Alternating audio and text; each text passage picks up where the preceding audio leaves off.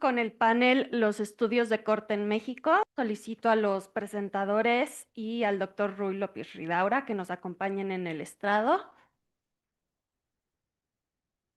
La doctora Mara Telles, el doctor Jorge Salmerón, el doctor Roberto Tapia, la doctora Rocío Ortiz, doctora Emma Aguila, doctora Lina Sofía Palacio y el doctor Cliserio González.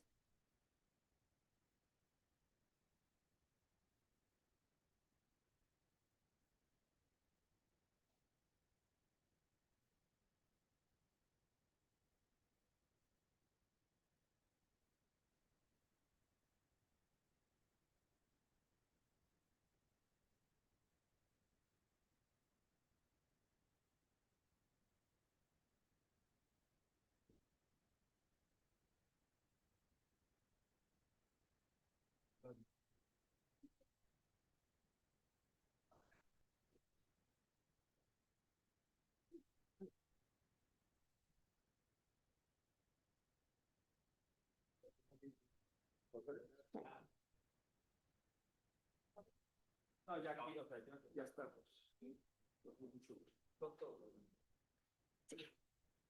Gracias. Vamos a iniciar con la intervención de la doctora Mara Telles Rojo, que presentará las cortes Progress y Element, ambos estudios orientados a investigar los efectos en el neurodesarrollo y neurocognición por exposiciones ambientales en etapas tempranas de la vida. La doctora Telles es investigadora en Ciencias Médicas F del Instituto y miembro nivel 3 del SNI. Es una figura destacada en salud ambiental y epidemiología en México, miembro de la Academia Nacional de Medicina y editora de la sección de salud ambiental en Pediatric Research. Ha presidido la Asociación Mexicana de Estadística y la vicepresidencia de la International Society for Children's Health and the Environment. En 2018 diseñó un sistema de biomonitoreo poblacional para plomo que derivó en el Programa Nacional de Acción Inmediata para el Control de la Exposición a Plomo, consolidando el biomonitoreo como herramienta clave en América Latina. La escuchamos.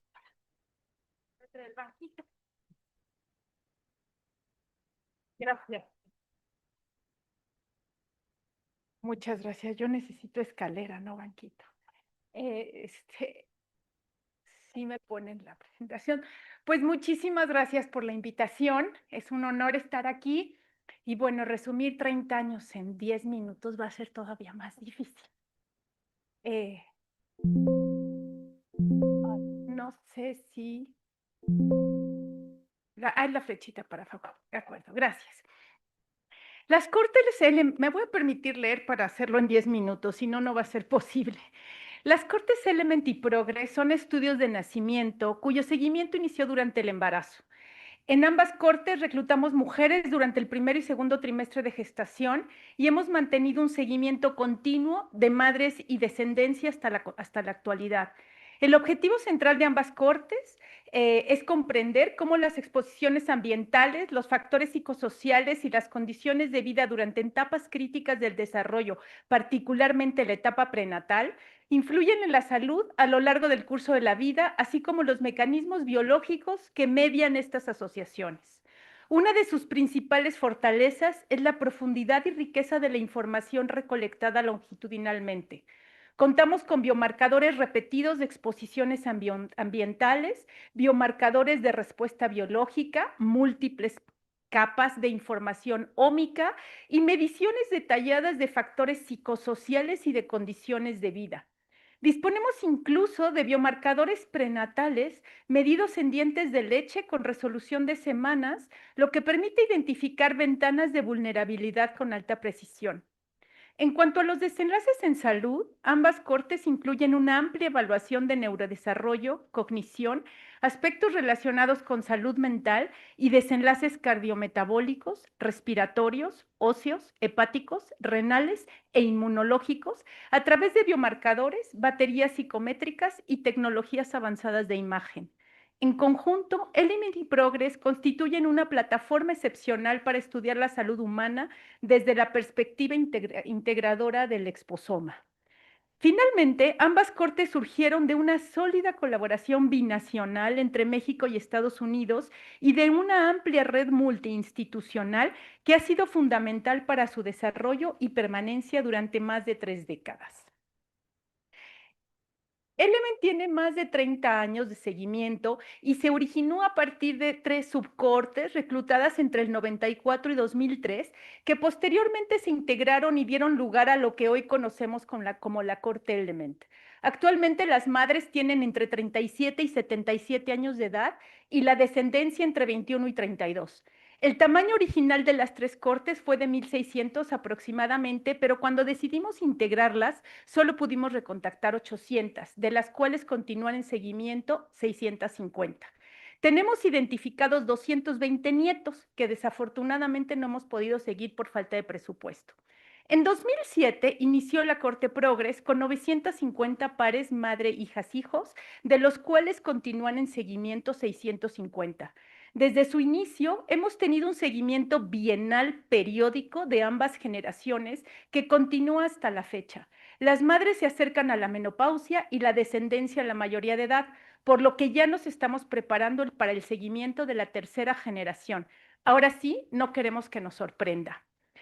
Las metodologías de medición incluyen la colecta de una batería grande de muestras biológicas, aplicaciones de cuestionario y dispositivos personales, mediciones clínicas tradicionales, evaluaciones ambientales y georreferenciación de hogares, lo que nos permite caracterizar de manera integral las exposiciones ambientales y las condiciones de salud de las y los participantes. Ambas cortes han sido extraordinariamente productivas. En conjunto, hemos publicado más de 400 publicaciones científicas de alto impacto y contribuido a la formación de más de un centenar de investigadoras e investigadores, muchos de los cuales hoy lideran sus propias líneas de investigación dentro de las mismas cortes. Esta producción científica se traduce en 3 líneas maestras principales. Hemos documentado los efectos de la exposición a metales de otros contaminantes químicos y del aire sobre el neurodesarrollo. Asimismo, nuestros hallazgos han contribuido a un debate científico de gran relevancia sobre el impacto de la exposición prenatal a fluoruro sobre la cognición infantil. A la luz de la evidencia acumulada, una tarea prioritaria en nuestra agenda nacional es revisar el programa de fluoración de sal en México. Hemos documentado también que las exposiciones ambientales tienen consecuencias sistémicas. Los contaminantes presentes en alimentos, productos de uso personal y el aire afectan procesos endocrinos, metabólicos, cardiovasculares, respiratorios y óseos desde etapas tempranas de la vida. Finalmente, las cortes han contribuido a una visión más integradora de la salud, mostrando que las exposiciones químicas interactúan con los factores psicosociales y conductuales. Hemos documentado cómo el estrés, la violencia, la depresión, la alimentación, la actividad física y el sueño alteran las trayectorias del desarrollo infantil y modifican la respuesta del organismo y su vulnerabilidad biológica frente a los riesgos ambientales. El desarrollo de las cortes tiene múltiples retos inherentes a la implementación de los proyectos complejos y de largo aliento. El primero es la capacidad de adaptación. Durante la pandemia por COVID-19 suspendimos temporalmente las actividades presenciales, pero diseñamos e implementamos nuevos esquemas de seguimiento, incluyendo evaluaciones al aire libre que nos permitieron mantener la continuidad de los proyectos en circunstancias extraordinarias. El segundo desafío es la retención de los participantes. Competimos constantemente con las demandas laborales, escolares, familiares y personales de las y los participantes. La permanencia de una proporción importante de las familias durante décadas ha sido posible gracias a la confianza construida a lo largo del tiempo y al extraordinario compromiso de nuestros equipos de campo. Sin embargo, el reto más importante ha sido el financiamiento. Durante casi 4 décadas, el sostenimiento de las cortes ha dependido principalmente de los financiamientos competitivos provenientes de los Institutos Nacionales de Salud de Estados Unidos, complementado por el apoyo institucional del Instituto Nacional de Salud Pública, de Perinatología y el del Hospital ABC. Este modelo nos ha permitido crecer y consolidarnos, pero también nos hace vulnerables a cambios externos. A pesar de haber enfrentado recientemente la pérdida de financiamientos importantes, hemos logrado mantener la continuidad de las cortes gracias a su solidez. No obstante, asegurar su sostenibilidad a largo plazo sigue siendo uno de nuestros mayores desafíos. Después de más de 3 décadas de seguimiento, 2 generaciones estudiadas y una tercera generación en puerta, el futuro de las Cortes dependerá de una capacidad para enfrentar 3 desafíos fundamentales. Perdón, el primero es científico. La integración de las exposiciones ambientales medidas a lo largo del curso de la vida, múltiples capas de información biológica, dispositivos personales y expedientes electrónicos genera volúmenes de información sin precedentes. Herramientas de ciencias de datos, inteligencia artificial y aprendizaje automático serán cada vez más importantes para comprender las complejas interacciones entre exposiciones, procesos biológicos y salud desde una perspectiva de exposoma. El segundo, y quizá más importante, es el desafío humano. La sostenibilidad de las Cortes depende de preservar y fortalecer equipos altamente especializados que han acumulado experiencia durante décadas en coordinación, seguimiento, manejo de datos, trabajo de campo e investigación. Este conocimiento es difícilmente reemplazable, pero altamente vulnerable porque depende de la disponibilidad continua de recursos. Al mismo tiempo, la formación de nuevas generaciones ha sido una prioridad desde el inicio. Hoy convivimos en las Cortes varias generaciones de investigadores formados dentro de ellas. Nuestro reto no es únicamente formar científicos competentes, sino líderes con visión de largo plazo, sentido humano y un profundo compromiso con la salud pública. La verdadera trascendencia de una corte no se mide únicamente por el número de publicaciones que genera, sino por su capacidad para transformar la evidencia científica en acciones y políticas que mejoren la salud de la población. Después de muchos años, enfocados principalmente en la generación de conocimiento, hace aproximadamente 15 decidimos dedicar una parte importante de nuestro trabajo a traducir la evidencia científica en acciones con relevancia nacional. Pasamos de preguntarnos qué ocurre y por qué ocurre a preguntarnos también para qué sirve el conocimiento que generamos. Las Cortes nos permitieron documentar los efectos adversos de la exposición a plomo sobre la salud. Sin embargo, la incorporación de biomarcadores de plomo en la ENSANUT nos permitió dimensionar la magnitud del problema a nivel nacional y transformar la narrativa. Dejamos de hablar únicamente de toxicidad para demostrar que el 17% de los niños y las niñas de 1 a 4 años de edad en México presentan intoxicación por plomo, lo que representa 1.4 millones de menores con una distribución profundamente heterogénea entre entidades federativas. Esta información nos permitió estimar que la exposición a plomo ocasiona pérdidas de casi 7 puntos de coeficiente intelectual de los menores con intoxicación, lo que representa una pérdida productiva de 33,000 millones de pesos anuales, equivalente a 2.8 puntos del Producto Interno Bruto. Identificamos que la principal fuente de exposición en población general es la losa de barro vidriada con plomo y esta es responsable prácticamente de la mitad de la intoxicación. La evidencia generada contribuyó a que la actual administración retomara esfuerzos nacionales para el control de la exposición al plomo interrumpidos durante la pandemia. Actualmente trabajamos arduamente con la DGPSP, COFEPRIS y el Consejo de Salubridad General en el diseño de una estrategia nacional enfocada a la prevención de la exposición en la infancia desde la etapa prenatal. Paradójicamente, una de las contribuciones más importantes de nuestras Cortes surgió al extender sus hallazgos a un estudio transversal de representatividad nacional como la ENSANUT. Este es un ejemplo claro de cómo la investigación epidemiológica puede construir un puente entre la generación de evidencia y la acción en salud pública. ¿Qué hemos aprendido a lo largo de estas décadas? Primero, que la colaboración es indispensable. Element y Progress existen gracias a la capacidad de investigadores, estudiantes, personal técnico, equipos de campo y participantes para construir una visión compartida que ha trascendido instituciones, disciplinas y generaciones. Segundo, que las preguntas complejas requieren enfoques diversos. Nuestra historia es una historia de transdisciplina y humildad epistémica. Hemos aprendido que ninguna disciplina, metodología o perspectiva es suficiente por sí sola para comprender fenómenos complejos como la interacción, ambiente, biología y salud. Tercero, que las familias participantes son el corazón de las Cortes. Su confianza, generosidad y compromiso han hecho posible la generación de conocimiento que hoy contribuye a mejorar la salud pública. Si pudiera cambiar algo, probablemente habría buscado una mayor representatividad geográfica. Sin embargo, eso hubiera quedado fuera de las posibilidades. Para cerrar, diría que lo único que no puede aportar ni la inteligencia artificial, ni el financiamiento, ni los avances tecnológicos es la paciencia, la perseverancia y el compromiso de vida que exige una corte. Son elementos profundamente humanos los que permiten sostener durante décadas una visión científica compartida y transformar el conocimiento en beneficios para la sociedad. Invito a cualquiera que tenga interés en colaborar con nosotros que por favor lo haga. Las Cortes tienen una riqueza de información que se debe aprovechar y tenemos toda la apertura para ello. Muchas gracias a todas estas integrantes y muchas felicidades a Esmaestras.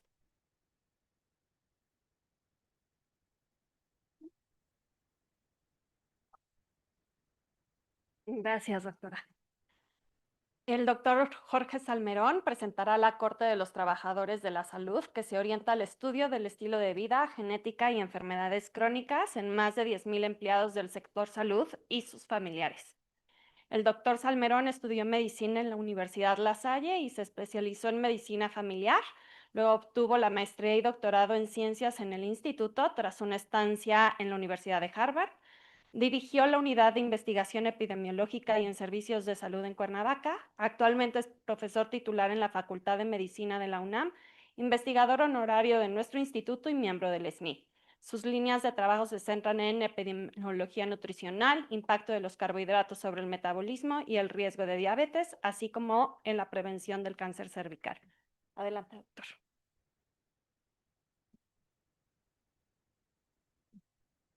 Muchas gracias. Trataré de cumplir con los 10 minutos concedidos.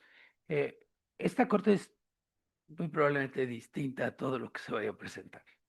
Es una corte con menos recursos. Es una corte muy chiquitina, pero con mucho corazón, sí, y con muchas ganas de hacer cosas.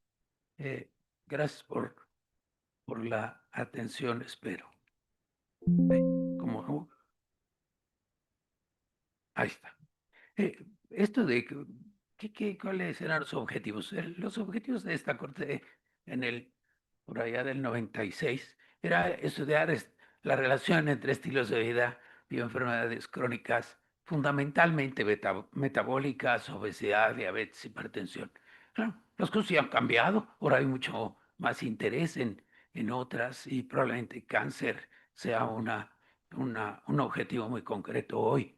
Sin embargo, estos problemas metabólicos son base también para cáncer. Y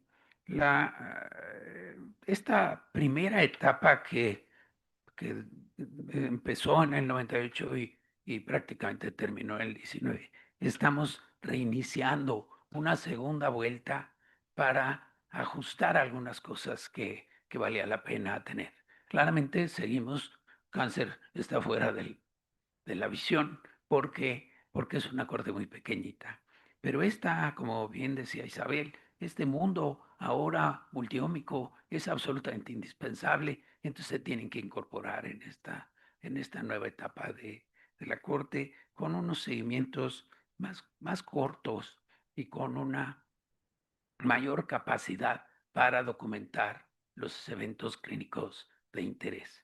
Y esto seguramente ayudará a entender mejor cuáles son los mecanismos involucrados en estos trastornos metabólicos. ¿Qué mide? ¿Qué empezó levantando? Aquí todo lo que está en azulito se levanta desde el 98, casi todo, y se incorporaron algunas otras cosas y ahora en esta última etapa de plataforma ómica, digamos, es donde se incorporan una serie de evaluaciones, no solo a los últimos que lleguen, sino también recuperando a todos aquellos en donde no se había hecho estas evaluaciones para tener una población más completa. Poco decían que ahí había como 10,000 participantes. Sí, pero no todos los participantes han seguido todo el tiempo. Es una corte distinta a las demás, que esta es lo más activa del mundo. digo, lo más libre para que el mundo entre y salga de la corte como se le antoja. Uno lo pensaría así, que no, así sucedió, ¿no? Y esto hay que sobrevivir a este cambio brutal en la población. Si nosotros pensábamos que en el 98, eh, vamos 25 años, 27 años después, ya no hay ni uno ahí en el IMSS, Morelos, ya todos se jubilaron, todos.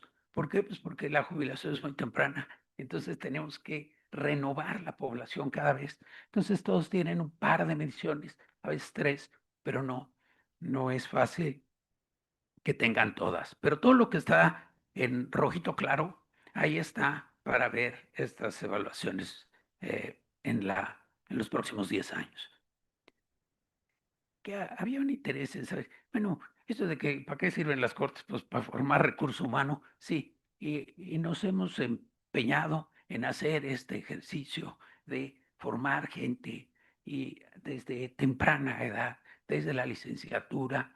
eh, Maestría es realmente en donde más se puede atraer la atención de las nuevas generaciones para realizar estas cosas.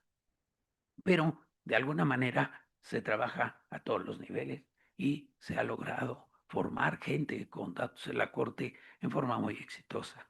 Hay esta posibilidad de tener consorcios, sí, claramente, y conforme va uno teniendo mejores datos, es más fácil que a uno lo inviten a formar parte de un consorcio. ¿En dónde se ha trabajado fundamentalmente? En esta idea de nutrición y riesgo cardiometabólico o metabólico, eh, con eh, básicamente utilizando la información de nutrición y actividad física, utilizando todas estas posibilidades de abordaje al asunto. ¿Y qué, qué hay? Hay algunos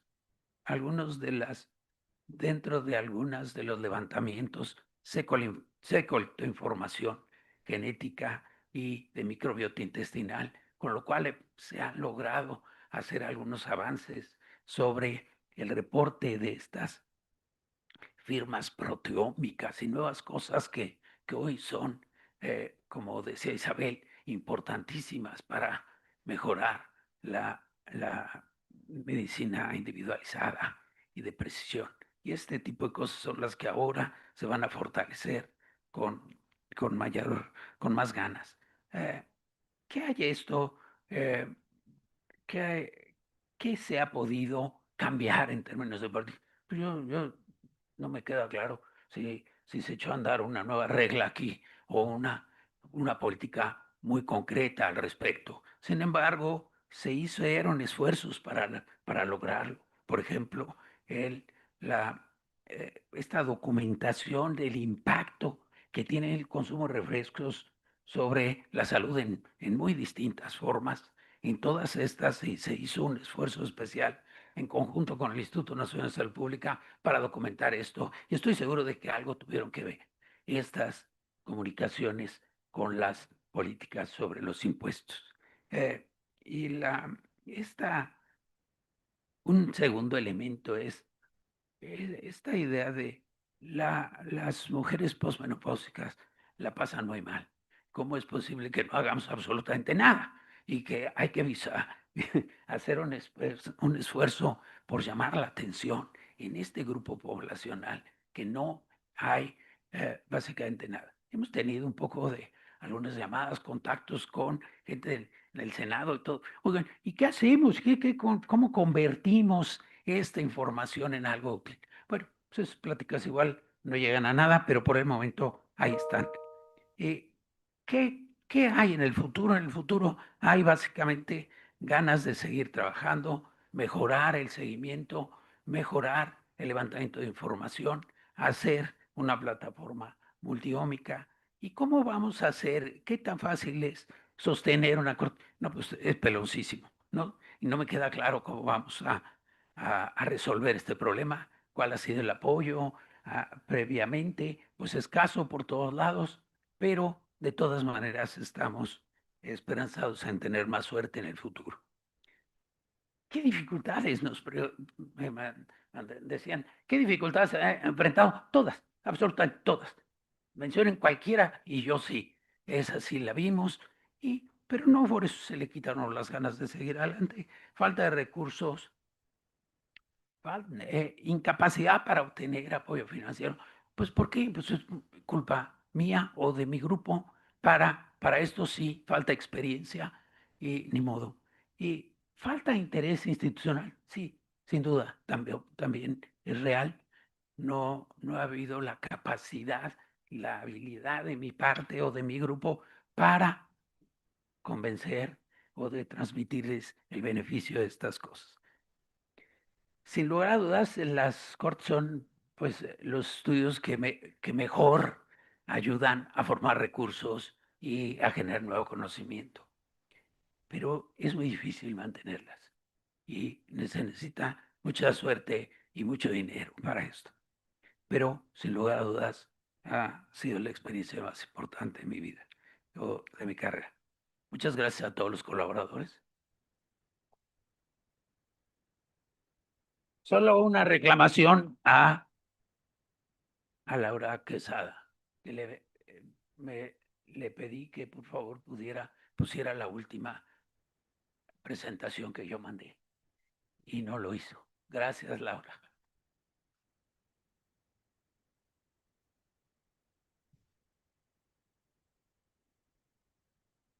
Gracias, doctor. Presentamos al doctor Roberto Tapia, que presentará la Corte de la Ciudad de México, enfocada en el estudio de procesos neurodegenerativos y salud poblacional urbana. El doctor Tapia es médico cirujano por la UNAM, con posgrados en Ciencias y Salud Pública en la Universidad de Harvard y doctorado en Ciencias de la Salud por la UNAM. Durante 25 años ocupó posiciones clave en la Secretaría de Salud como director general de epidemiología y diseñó el Sistema Nacional de Vigilancia Epidemiológica y el Sistema de Encuestas Nacionales de Salud, y como subsecretario de Prevención y Promoción de la Salud impulsó programas de gran impacto para la salud pública del país. Actualmente es investigador emérito del SNI, profesor en la Facultad de Medicina de la UNAM y director general de la Fundación Carlos Slim. En 1995 diseñó el estudio prospectivo de la Ciudad de México, una de las cortes epidemiológicas más relevantes de América Latina. Adelante, doctor.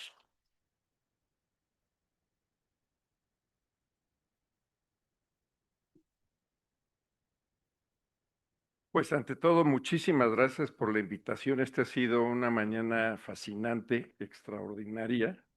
He aprendido muchísimo y la verdad es que sin duda en nuestro país tenemos un extraordinario talento en el campo de la salud pública que se está demostrando y se seguirá demostrando a lo largo del día.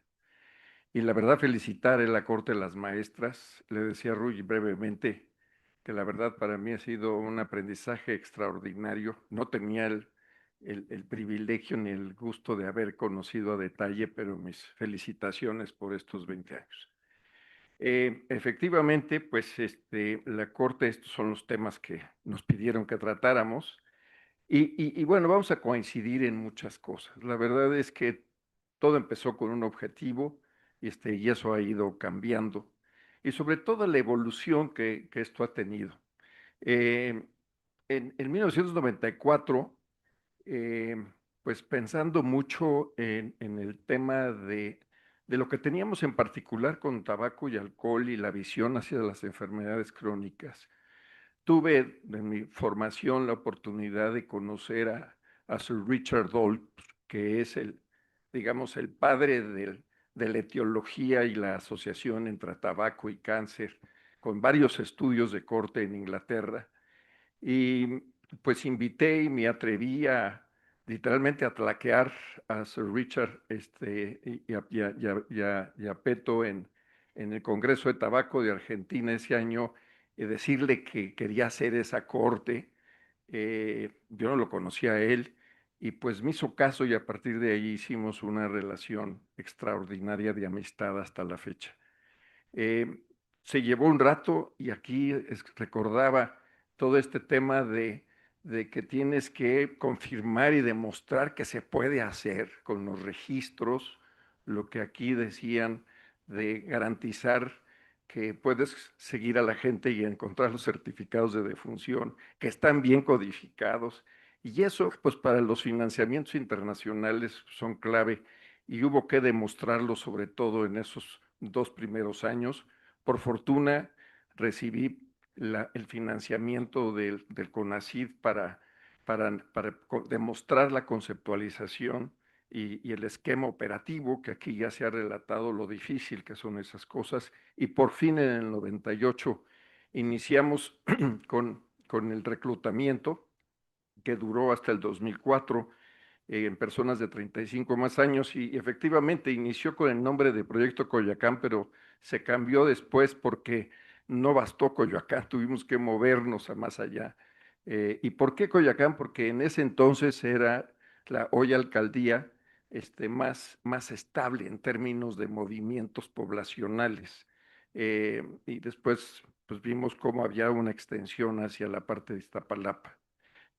Después, como el inicio literalmente fue más el vínculo de los factores de riesgo y mortalidad, pues tuvimos que meter el tema de la morbilidad y para tanto en el 14-15 se hizo esta encuesta en 10,000 personas que ha sido de extraordinaria utilidad y acabamos de terminar el año pasado la segunda reencuesta donde pueden ver los datos que se han encontrado 60,000, poquito más de 60,000 personas vivas de funciones que es lamentable, pero pues, nos ha permitido hacer muchas asociaciones y con un gran cambio de domicilio, desafortunadamente. Y aquí es uno de los retos que estamos conversando, la movilidad que ha tenido la gente, sobre todo migración. Migración, por ser una zona urbana con mucha migración hacia otros estados, pero mucho también hacia el extranjero. Y sorprendentemente una tasa del 6% de rechazo de gente que encontramos y nos dice yo ya no quiero seguir, así es que bastante buenos números. Financiamiento de todo, sin lugar a dudas, CONACYT, la Secretaría, aquí la alianza con la Universidad de Oxford, que desde el primer día ha sido fundamental para tener todos los financiamientos de las distintas estructuras de financiamiento en Inglaterra y también el acercarnos para solicitar el apoyo en especie de empresas extraordinariamente ya instaladas para, sobre todo ya la parte ómica que estamos, y sí con reglas muy, muy claras para el tema de conflictos de interés y la no intervención en los procesos de investigación. La base está administrada actualmente desde, como aquí se dice, la Unidad de Medicina Experimental de la UNAM, en donde tiene su sede el proyecto por el convenio que tiene UNAM con Oxford. Y obviamente es un acceso universal y la comunidad científica nacional tiene prioridad y es 100% gratuita. Para extranjeros sí se cobra una cuota que es la administración como tal y nos sirve de un cofinanciamiento menor, pero es solo para instituciones e investigaciones extranjeras. Esto es lo que es la base de datos. Es una base de datos gigantesca y obviamente se ha complementado con mucho de la información que tenemos de las variables de cada una de las personas, pues se pudo hacer con el apoyo de estos financiamientos, pues en 10,000 de ellos el genoma completo y prácticamente todos se hizo el exoma. Y esto nos ha permitido tener esta gama de datos desde los sociodemográficos hasta los ómicos y de diversas índole que han sido de mucha utilidad para los diferentes. Esta es la evolución del conocimiento. Obviamente hemos consolidado áreas, otros está en proceso y es una evolución muy natural, ¿no? De cómo vas avanzando y vas investigando y vas profundizando. Y también y ya se comentó aquí, y Jorge Salmerón lo decía, conforme vas demostrando que la gente quiere meterse y tienes más oportunidad de hacer colaboraciones con otras cohortes y con extraordinarios equipos que hay alrededor del mundo.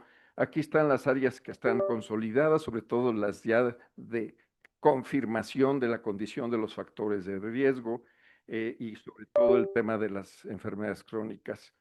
El vínculo que cada vez demostramos, insistimos y que creo que se ha puntualizado es ya la importancia de los modelos de predicción de riesgo y obviamente lo que podemos llegar hacia los planteamientos de los factores de riesgo y la personalización correspondiente. ¿Cuáles son las áreas de red de conocimiento? Que esto lo hemos ido estructurando. Es obviamente todo lo que es enfermedades crónicas y mortalidad. El segundo son los factores de riesgo, sobre todo, creo que es uno de los grupos que más ha documentado el tema de la adiposidad y la adiposidad como génesis de las alteraciones metabólicas y su vínculo con las condiciones de riesgo genómico.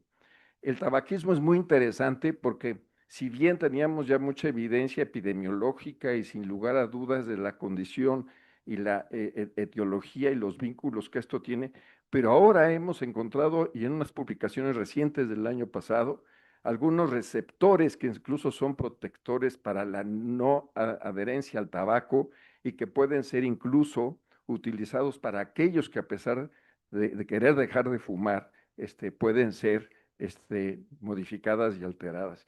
Y el otro es los factores sociales, conductuales y metabólicos. Lo que Mara nos decía de ese vínculo del exposoma, no solo son los ambientes, las partículas, es la condición social de la persona, ese estrés cotidiano que también lo estamos demostrando con los estudios de salud mental y de neurodegeneración. Los otros tres grupos es ya muy metido en las funciones biológica y de proteómica, con los estudios que se han hecho de resonancia magnética nuclear, que nos permite ver la evolución de la proteína y las alteraciones que eso genera, y obviamente el estar cada vez más apuntando hacia la relevancia de los puntajes poligénicos y algunas de los vínculos con las aleatorización mendeliana.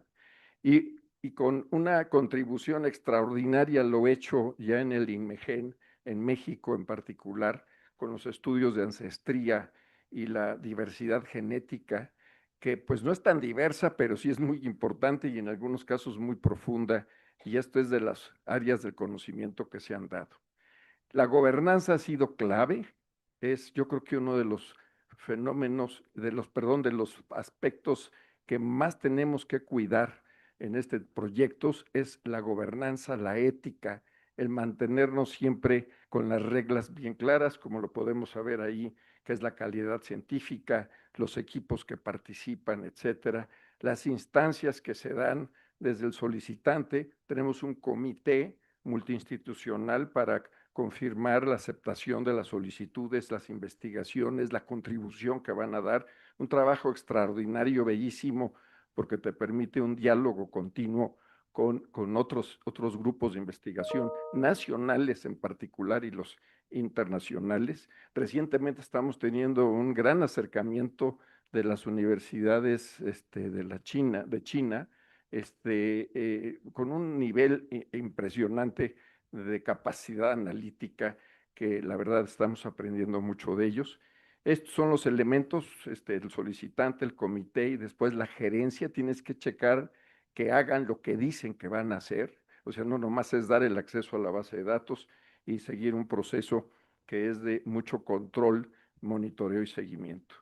También hemos contribuido, aquí omití colocar todos los talleres de analítica, de bioinformática, etcétera, que se han dado a lo largo de todos estos años, en particular en los últimos, yo diría que unos 10 años, pero pues tenemos varios estudiantes, algunos han hecho su doctorado, las maestrías, también tenemos pasantes, así es que también es esto, como aquí se dijo, es un nicho extraordinario para la generación de recursos.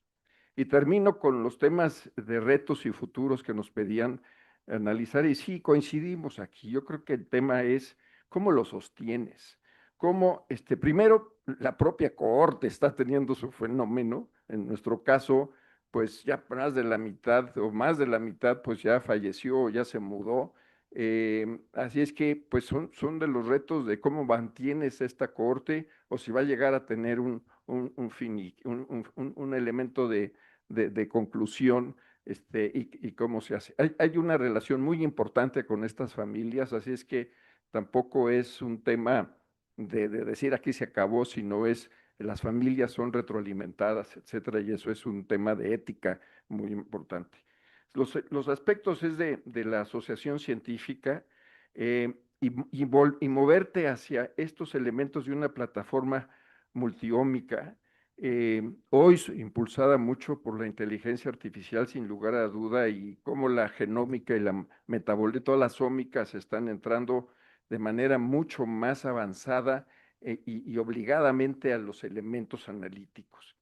Y por último es garantizar esta gobernanza de que siempre se mantengan las reglas y impulsar más la generación de recursos humanos. A mí solo me resta decir que, así como Jorge dijo, es yo creo que uno de los proyectos, si no el proyecto de mayor satisfacción, envergadura que he tenido la oportunidad en mi vida profesional.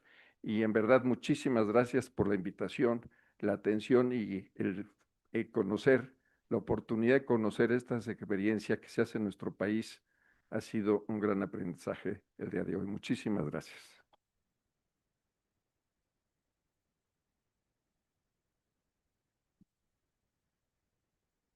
Gracias, doctor.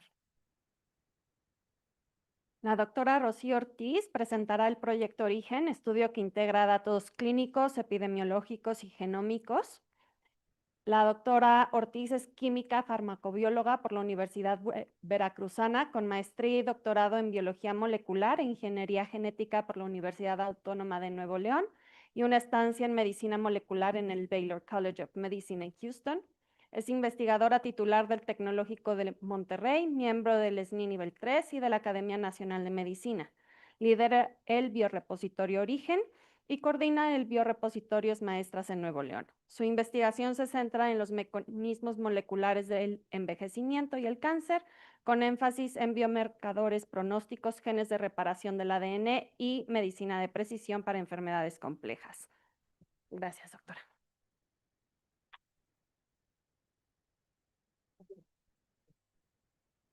Yo sí necesito el banquito. Muy bien. Buenos días a todos. Soy afortunada, soy privilegiada porque soy la voz del proyecto.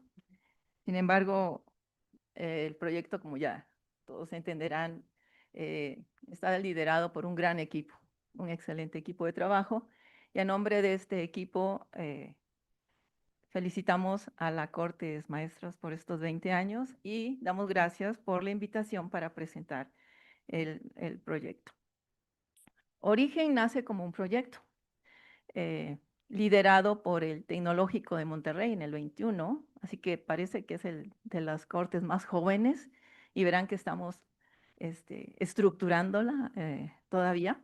Pero bueno, nace con un objetivo claro de generar una base de datos genómica, pero que integre datos clínicos y epidemiológicos de 100,000 mexicanos. Esto con la finalidad de impulsar la investigación, la medicina de precisión y la mejora de la salud en nuestro país. Origen está estructurado en 3 principales pilares que están aquí. Uno es reclutamiento, ¿sí? El trabajo de campo, que ha sido muy importante, y el registro de los participantes. Este reclutamiento fue tocando puertas en casas. El segundo pilar es toda la infraestructura que se montó con el manejo, traslado de muestras, procesamiento, etcétera. Entonces, esa infraestructura también ha sido muy importante para el proyecto. Y tercero, y obviamente, es la generación de la plataforma que alberga los datos clínicos, epidemiológicos y genómicos. El diseño de este proyecto fue, en primera instancia, fue por conveniencia. ¿Por qué? Por el manejo de las muestras. Nosotros seleccionamos aquellos 19 estados donde el Tecnológico de Monterrey tenía alguna sede, tanto como TEC de Monterrey o como TEC Milenio. Y en una segunda etapa, el estudio fue ya probabilístico, basado en los conglomerados de AGEPS, donde de cada AGEP se seleccionaban 8 manzanas, de cada manzana 15 viviendas, y de ahí se invitaban a los participantes mayores de 18 años y que se procuró mucho que no fueran familiares para no exceder el 10% de consanguinidad en el estudio. No sé si logra ver los colores, pero lo que está en verde, todos los estados en verde fueron los 19 estados que visitó Origen. Si recuperamos la meta de los 100,000 participantes, pero realmente tocamos 357,000 viviendas, ya que tuvimos una respuesta del 30% de participación, lo cual aumenta el esfuerzo de este proyecto, ¿no? De cada participante, pues se invitaba a ser parte del proyecto, se le firmaba su consentimiento informado en casa, en la propia vivienda.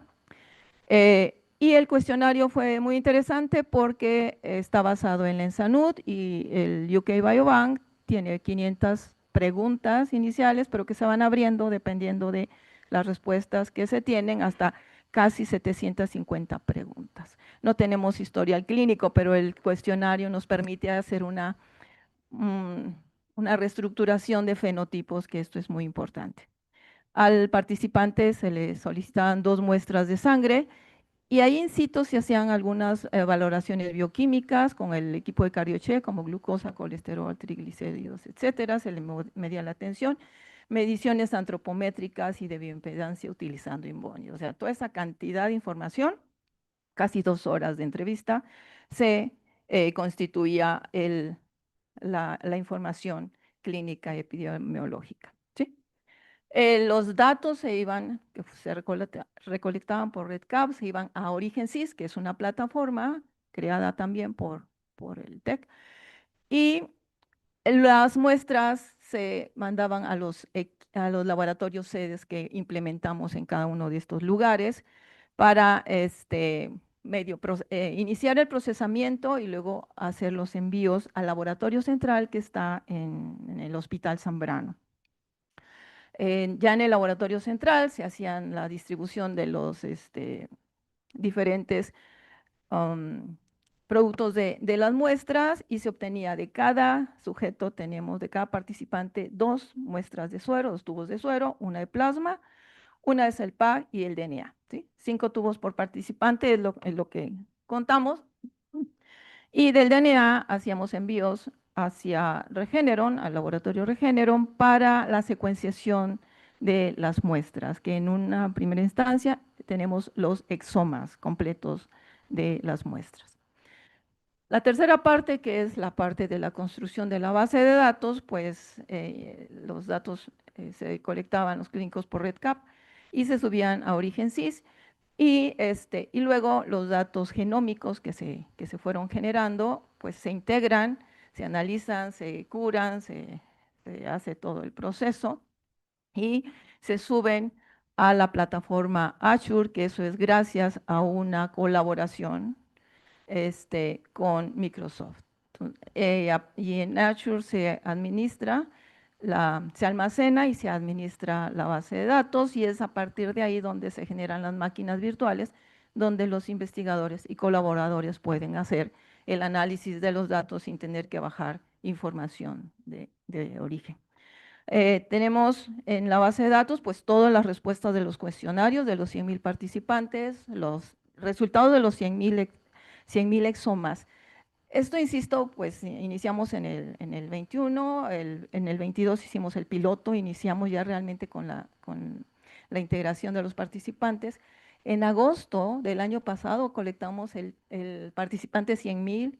Hace una semana terminamos apenas la secuenciación del último batch de 30,000 exomas para completar los 100,000 exomas.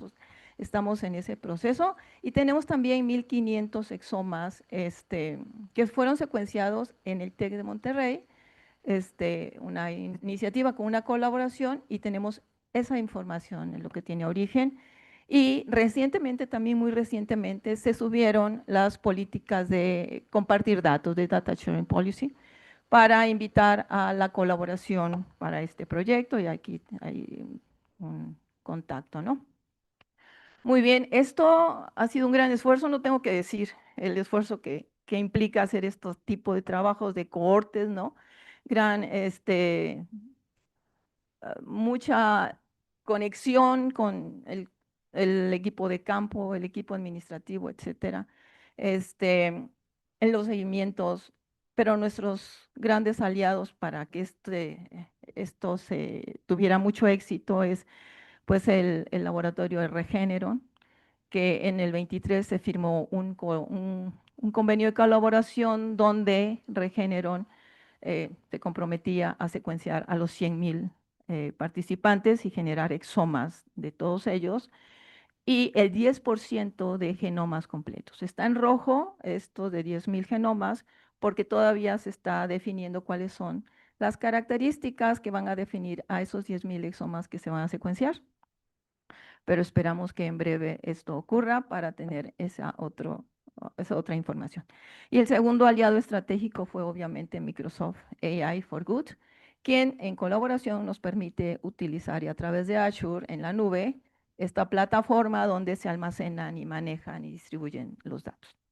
Tenemos algunas otras colaboraciones como con el Origin Health Research Center, que es de la Universidad de Texas en Austin, una colaboración muy sólida que se está construyendo para que investigadores en Texas y con el TEC de Monterrey también puedan hacer investigación con esta base de datos, con la Universidad de Oxford, con el Instituto Nacional de Salud Pública, que es un agreement en proceso, con el Instituto Nacional de Salud Pública, etcétera, etcétera.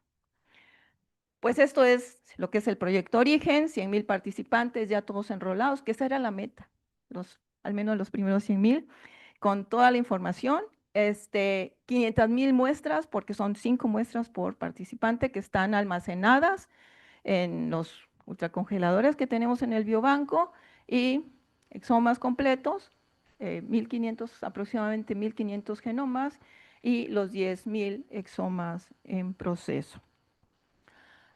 No quiero irme sin dar los preliminares datos porque son descriptivos y muy básicos.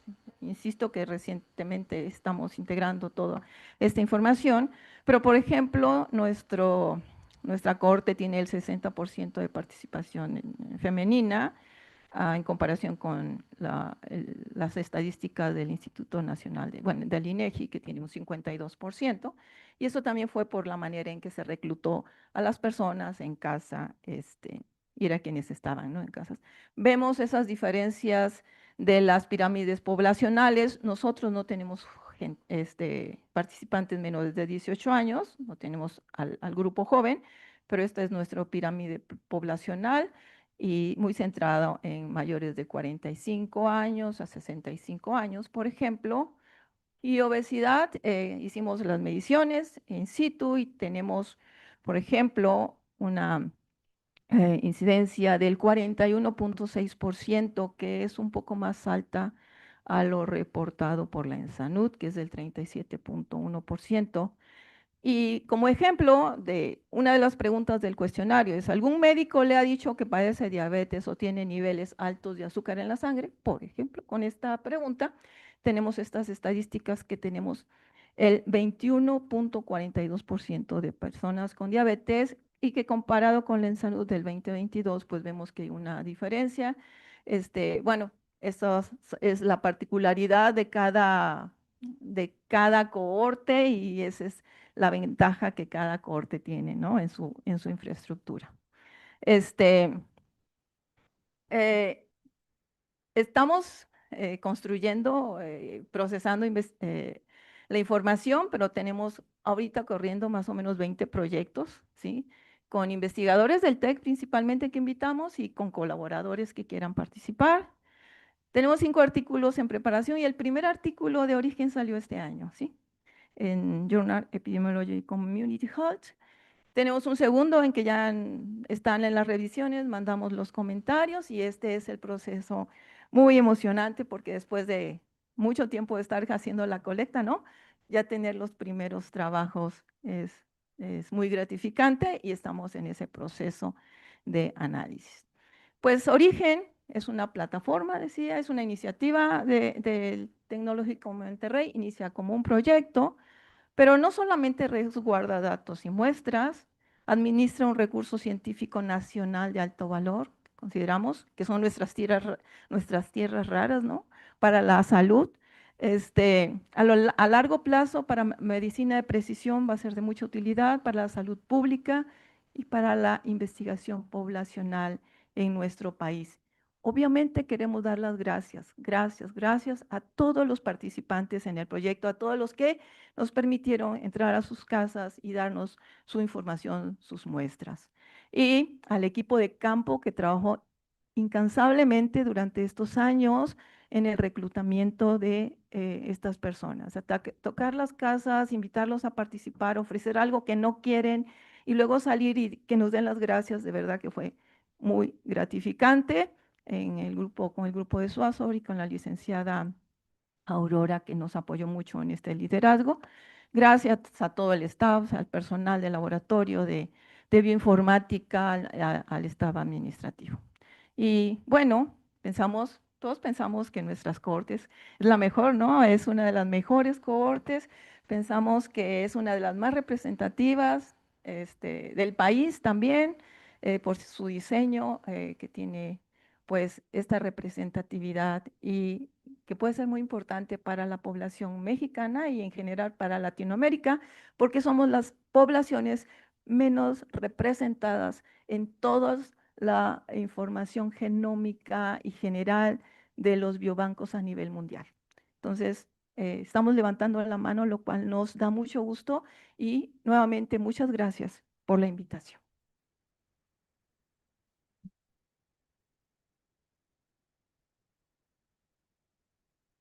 Muchas gracias.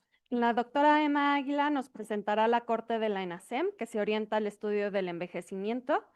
Ella es profesora asociada en la University of South Carolina, California, perdón, y cuenta con amplia experiencia en el diseño e implementación de experimentos de campo y estudios longitudinales.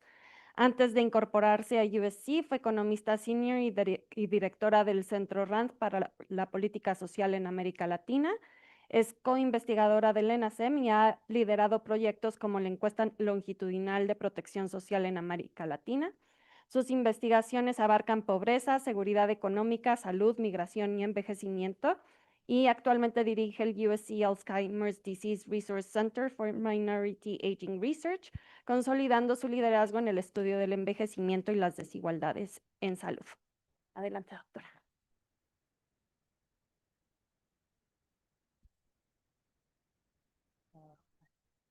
Muchas gracias, es un honor estar aquí. Muchísimas felicidades al cohorte de maestras, es un excelente trabajo y he aprendido mucho el día de hoy de todos los estudios. Muchas gracias. Entonces, les voy a hablar brevemente del Estudio Nacional de Salud y Envejecimiento en México, ENASEM, por sus siglas también en inglés, MHAS, Mexican Health and Aging Study. El ENASEM, para comentarles brevemente, está estandarizado y homologado a la encuesta HRS, Health and Retirement Study de los Estados Unidos. Son representativas estas encuestas de población de 50 años o más. El estudio de México empezó en el 2001 y es después de la encuesta de Estados Unidos, es la que tiene un cohorte más de mayor duración. Este tipo de encuestas de la familia del HRS se han implementado ahora en más de 45 países, así que somos parte de este grupo que se reúne constantemente para diseñar el cuestionario y para implementar distintos temas que la comunidad científica a nivel mundial considera importante. Ahorita el estudio de México lleva 24 años. Voy a dar brevemente una descripción y voy a hablar del impacto del estudio y cuáles son los siguientes pasos. Bueno, como saben, como les comenté, somos parte de un grupo a nivel internacional para elaborar esta encuesta. La investigadora principal es la doctora Rebecca Wong, que no pudo estar el día de hoy, pero vine yo en su representación. Ella está afiliada es profesora de UT Health San Antonio. Y tenemos un grupo de investigadores en México y en Estados Unidos trabajando en la encuesta.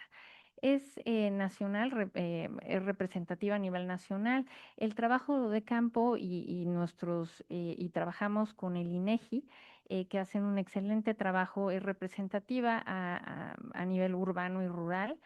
Como mencioné, es de 50 años o más. Seguimos a los individuos hasta su muerte y se llevan a cabo originalmente la encuesta de Estados Unidos se lleva a cabo cada 2 años. En México se empezó a implementar cada 2 años, pero a partir del 2012 cada 3 años, ¿no? Por los mismos, por lo que mencionamos que es difícil la implementación de este tipo de encuestas longitudinales. La perspectiva de la encuesta tiene un enfoque del ciclo de vida. Tenemos cuestionario autorreportado donde captamos información de los individuos en cuanto a su salud en la infancia, su estado socioeconómico. Tenemos también cuestionarios de su carrera laboral. Y todo lo que es salud física, mental, síntomas depresivos. Estamos muy enfocados al tema de cognición, demencia y Alzheimer's. Y también contamos con un cuestionario de salida, que es ya que el individuo muere, entrevistamos al familiar para ver su último año de vida. Em, entonces, como mencionaba, vamos a los hogares, las entrevistas son en los hogares, son autorreportadas. También tenemos antropometría, biomarcadores y vinculamos registros administrativos de programas sociales para evaluar el impacto de los programas sociales o de estadísticas vitales en México y muchos otros que mencionaré para evaluar distintos aspectos para mejorar el bienestar del adulto mayor. Nuestro concepto teórico de cómo diseñar el cuestionario está basado en el marco conceptual del Instituto Nacional de Envejecimiento, el National Institute on Aging, de disparidades de salud.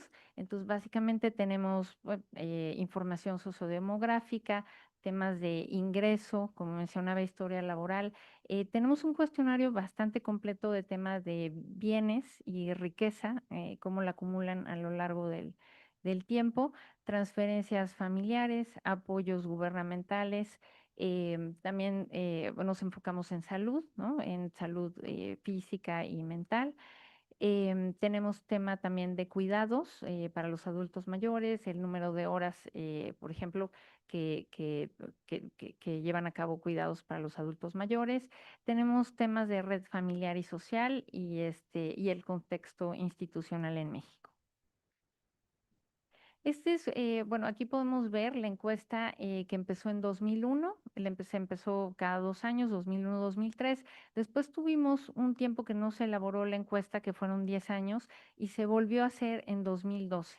Y a partir de ahí es cada 3 años, aunque tenemos un estudio complementario que se llama MEXCOG, que es un estudio también estandarizado y comparable con el de la encuesta HRS, que se llama HCAP, y este estudio está enfocado a temas de cognición de los adultos mayores. Y en ese solo tenemos 2016 y 2021. Esperamos hacer en unos meses entrar a campo al MEXCOG a la tercera ronda. Es una submuestra del ENASEM en la cual llevamos a cabo este cuestionario y hasta ahorita tenemos 7 rondas y voy a mencionar, bueno, 2001 hasta el 2024 y de este cuestionario principal vamos a salir a campo en el 2027. Tenemos, como mencionaba, bueno, tenemos fondos principalmente, bueno, en México del INEGI y del NIA, que es el Instituto Nacional de Envejecimiento de Estados Unidos. Tenemos muchos otros colaboradores en México, principalmente, bueno, el Instituto de Geriatría con la doctora Carmen García Peña. El instituto, por supuesto, el Instituto Nacional de Salud Pública, el Instituto de Genómica, el de Ecología y Cambio Climático, también colaboradores en la UNAM. Esto es brevemente para mencionar la muestra. Ahorita podemos ver como en la segunda columna el número de participantes vivos que tienen 7 entrevistas completadas. Tenemos 4.195. En total tenemos 20.921 individuos con diferente número de entrevistas realizadas, que los hemos seguido en el tiempo. Y de individuos fallecidos tenemos ahora 8.690. Tenemos un cuestionario adicional por aquellos que les interese estudiar los efectos del COVID. Tenemos un cuestionario adicional también de salida para los familiares después de la pandemia. En cuanto a los alcances de investigación, actualmente contamos con más de 500 publicaciones entre artículos de revistas, capítulos de libro y también tesis de los diferentes grados, desde licenciatura, maestría y doctorado. Nos enfocamos mucho a capacitar estudiantes, em, como menciono aquí en la... Ay, perdón, bueno, no, lo voy a mencionar ahorita, pero vinculamos la ENASEM con datos a nivel geográfico, por ejemplo, a nivel municipal o hasta a nivel individual, por lo que mencionaba de casos de COVID-19, de contaminación ambiental, de afiliación a distintos programas como el Seguro Popular, tenemos oportunidades, Progresa, el programa de 70 y más. Tenemos muchas otras bases de datos aquí que nos han permitido analizar el efecto de las políticas públicas.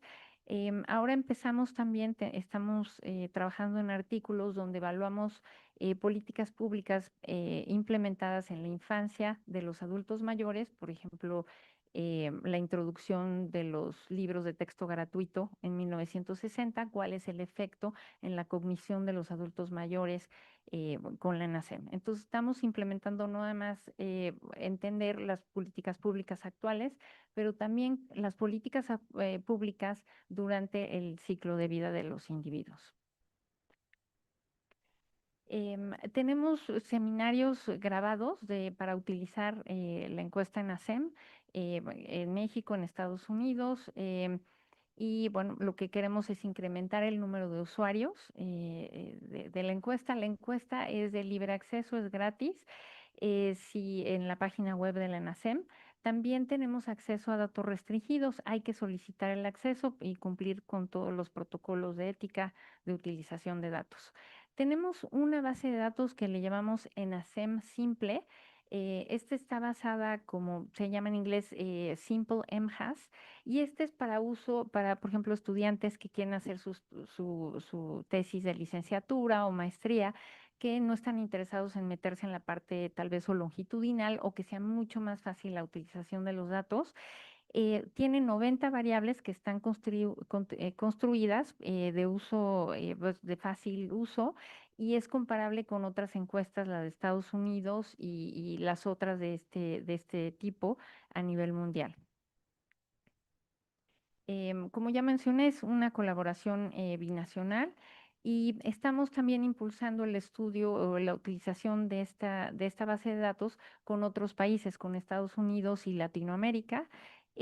Actualmente tenemos un curso que ya pasó hace unos meses, pero vamos a hacer otro en el marzo de 2027, enfocado a temas de cognición, donde se utilizan los datos de la ENASEM comparando con otros países este mismo de datos, de tipo de datos a nivel individual, vivienda, y comparar los efectos del cambio climático o, por ejemplo, de la ocupación en la cognición o los distintos temas que son relevantes o dimensiones que se han encontrado que son relevantes para el declive cognitivo de los adultos mayores.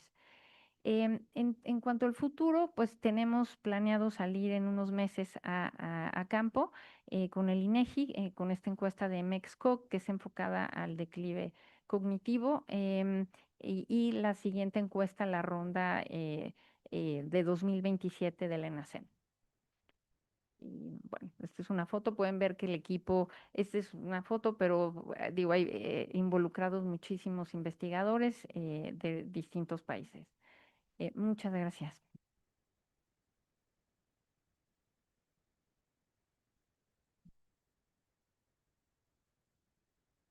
Muchas gracias, doctora. Ahora escucharemos al doctor Juan Eugenio Hernández, que presentará la corte en Sanut.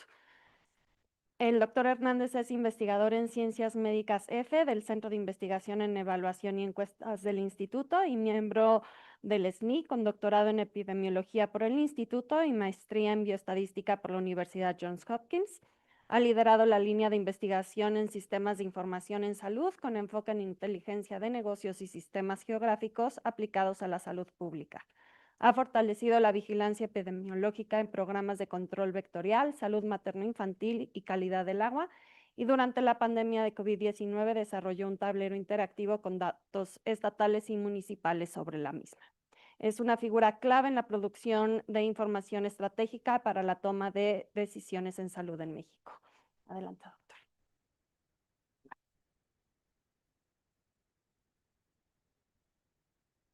¿Banquito o sin banquito?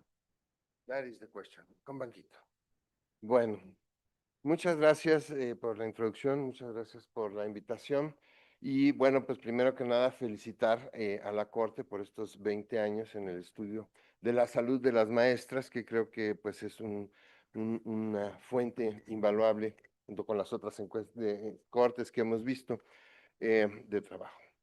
Aquí lo que yo quisiera de alguna manera enfatizar es que, bueno, la ENSANUD no es una corte, son encuestas. Y lo que estamos tratando de hacer es brindarle pues un nuevo uso a la información que se está recabando y que se lleva recabando desde hace mucho tiempo a través de la vinculación de registros administrativos, en este caso ahorita con las bases de datos de mortalidad. La idea precisamente es que tomemos toda esta riqueza de información que tienen las ENSANUDs y hagamos un proceso de vinculación probabilística para entonces esta riqueza de información darle un desenlace. Y en este caso ahorita hemos estado trabajando con la base de datos de mortalidad, de tal manera que ahora tenemos una serie de factores de riesgo que incluyen sociodemográficos, de salud, de nutrición, incluso de comportamiento y utilización de los servicios de salud que se recaban en las diferentes encuestas y le damos ahora un desenlace. ¿Qué pasó con ellos después de cierto tiempo después de haberse levantado la encuesta? La base de datos de mortalidad también nos aporta información importante sobre las características de la defunción y del fallecido, de tal manera que se enriquece y se le da un valor agregado a los esfuerzos de recolección de datos que ya se han hecho a través de las encuestas. El proceso de vinculación probabilística pues es un poco complicado en este país por la falta de un identificador único que nos permita seguir a las personas desde pues, la línea de vida. Sería fenomenal. Ahorita pues ya está la CURP que se empieza a dar a todos los niños desde su nacimiento, pero todavía hay una serie de factores que pues no nos permiten hacer esta vinculación determinística a través de la curva. Por lo tanto, entonces utilizamos un algoritmo basado en el método de Felengi-Sunter para hacer esta vinculación con la fonética en español, que hay muchos ya procedimientos de vinculación, pero muy orientados al lenguaje inglés. Lo primero que hacemos es un proceso de limpieza y estandarización de todas las variables, los nombres, apellidos, etcétera, para asegurar o, bueno, maximizar la probabilidad de vinculación. Y después ya a través de este método, pues vamos determinando las cadenas de caracteres y logramos hacer una vinculación. Y después le damos una decisión probabilística. Obviamente hay unos que son netamente no pares, hay otros que son claramente pares.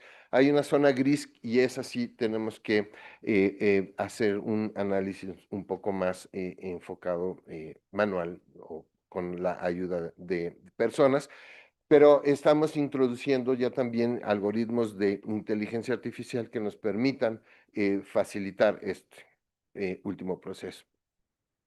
Bueno, hemos incorporado 3 olas de las encuestas en Sanud, la del 2006, 2012 y 2018, para tener un total de 134,000 personas que hemos estado siguiendo. Estas son las características sociodemográficas de las encuestas, pero la idea fundamental es cuántas tenemos y cuántas hemos encontrado en la base de datos de mortalidad.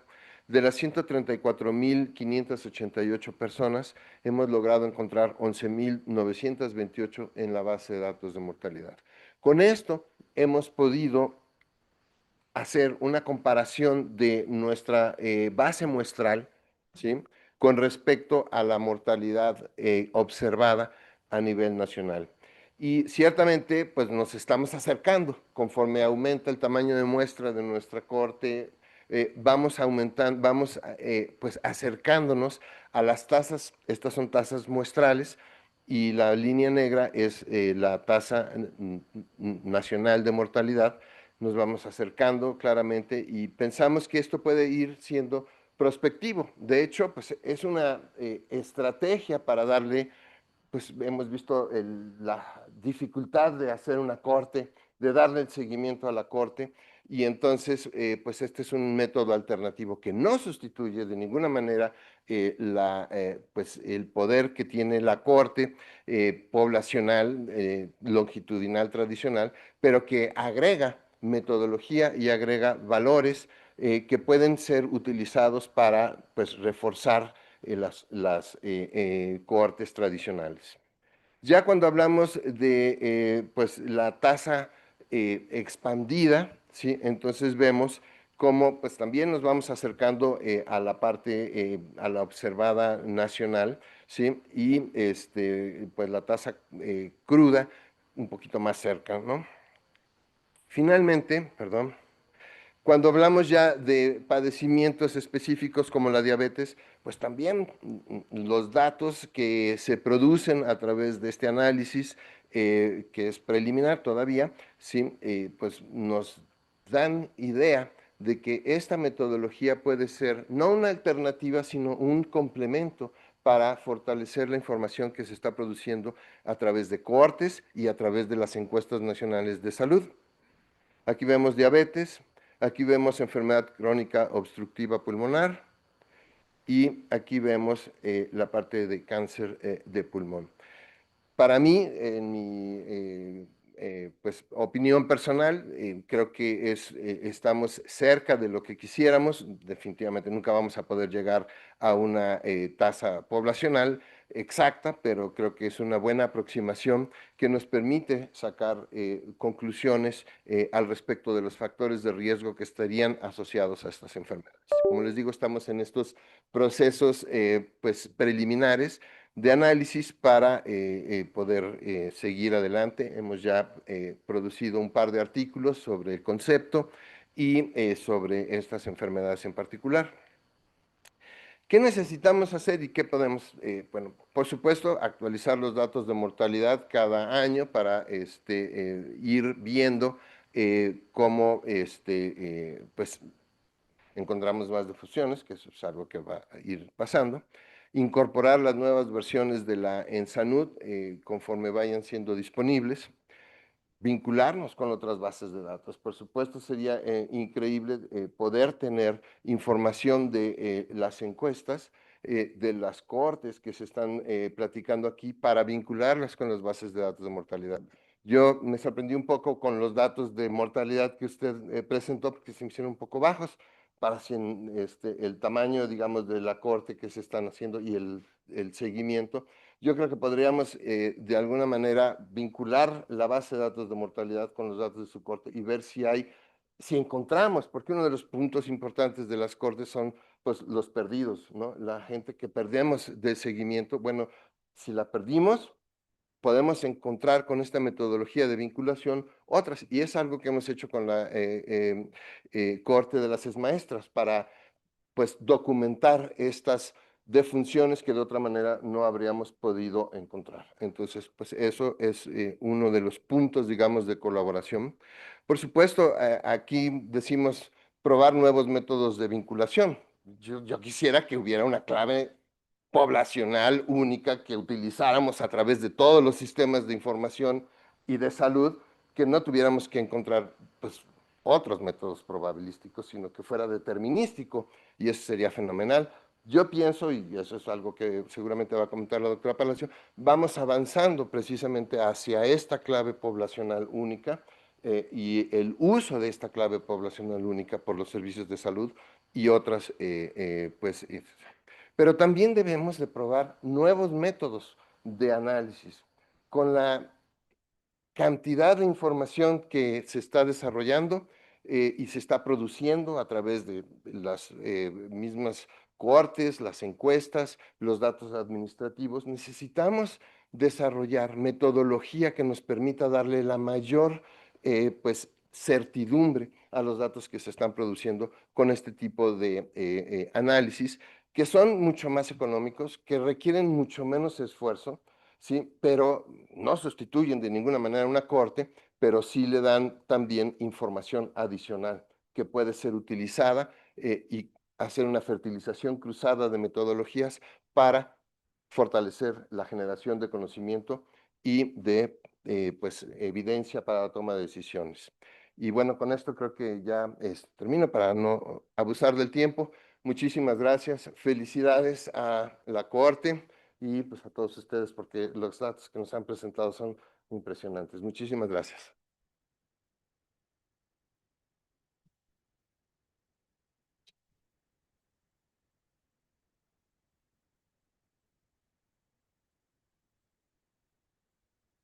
Muchas gracias, doctor. La